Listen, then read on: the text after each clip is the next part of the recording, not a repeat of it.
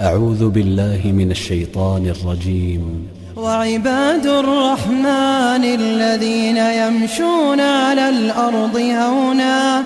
وإذا خاطبهم الجاهلون قالوا سلاما والذين يبيتون لربهم سجدا وقياما والذين يقولون ربنا اصرف عنا عذاب جهنم إن عذابها كان غراما إنها ساءت مستقرا ومقاما والذين إذا أنفقوا لم يسرفوا ولم يقتروا وكان بين ذلك قواما والذين لا يدعون مع الله إلها آخر ولا يقتلون النفس التي حرم الله إلا بالحق ولا يزنون ومن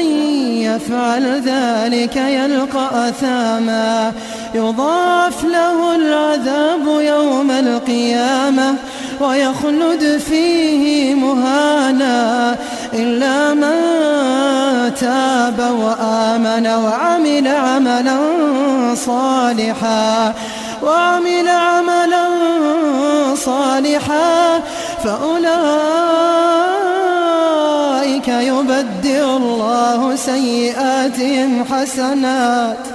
فأولئك يبدل الله سيئاتهم حسنات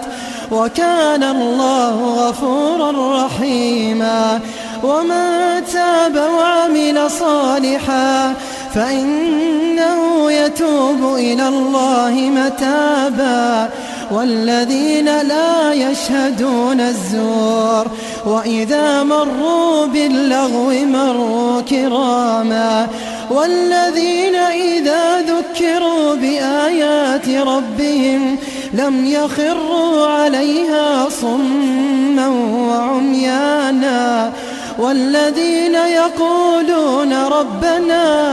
ربنا هب لنا من أزواجنا وذرياتنا قرة أعين واجعلنا للمتقين إماما أولئك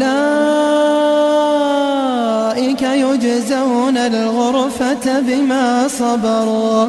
ويلقون فيها تحية وسلاما خالدين فيها حسنت مستقرا ومقاما.